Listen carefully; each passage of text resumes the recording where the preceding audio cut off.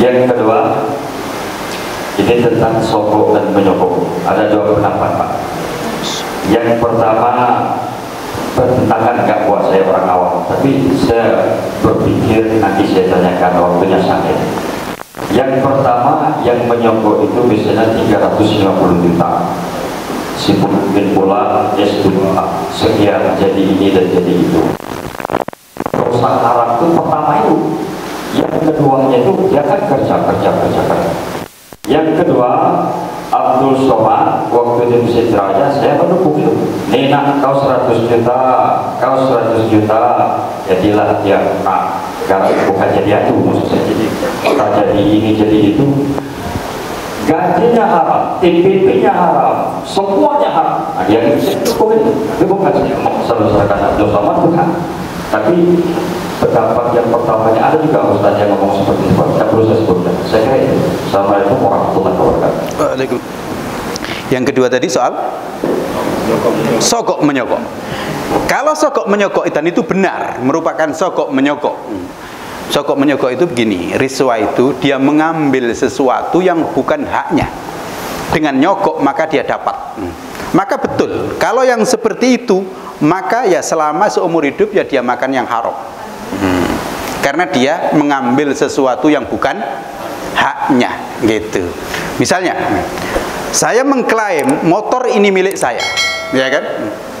Masuk di pengadilan, saya berselisih sama orang kan, misalnya, ini motor saya, kata fulan, ini enggak Pak, ini motor saya, tapi bukti ada di saya, tapi sebenarnya bukan milik saya.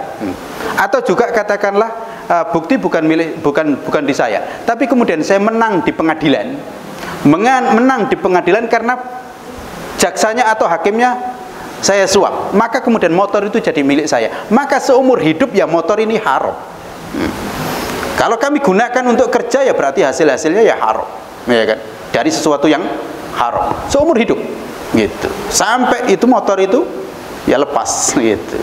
Nah, kalau yang dimaksud PNS tadi seperti itu, seharusnya saya tidak jadi PNS kalau saya nggak nyogok. Seharusnya saya nggak mungkin jadi PNS itu, tapi gara-gara saya nyogok maka jadi. Yang seharusnya itu milik orang, maka iya, maka gajinya seumur hidup ya haram, gitu.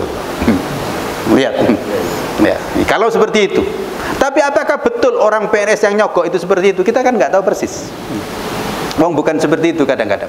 Mungkin dia berhak, tetapi sayang dia menggunakan sogok karena nggak pede, gitu kan? Bahkan ditipu orang. Karena ada tetangga itu yang sudah jelas masuk, tapi ditipu orang, Pak ini nggak bisa nanti keluar SK-nya kalau nggak nyogok ngasih uang kepada saya, ditekan-tekan sampai dikasih, gitu. Padahal sebenarnya meskipun dia nggak nyogok juga dapat SK itu, gitu. Nah kalau ini soalnya agak beda, dia tertipu, gitu. dia tertipu. Oleh karena itu, karena ini kayak sogok-sogok PNS ini, kita sulit untuk menentukan apakah dia masuk itu karena nyogok atau tidak, meskipun dia nyogok, gitu. Nah, di sini maka ini menjadi persoalan yang subhat, sulit untuk dipecahkan.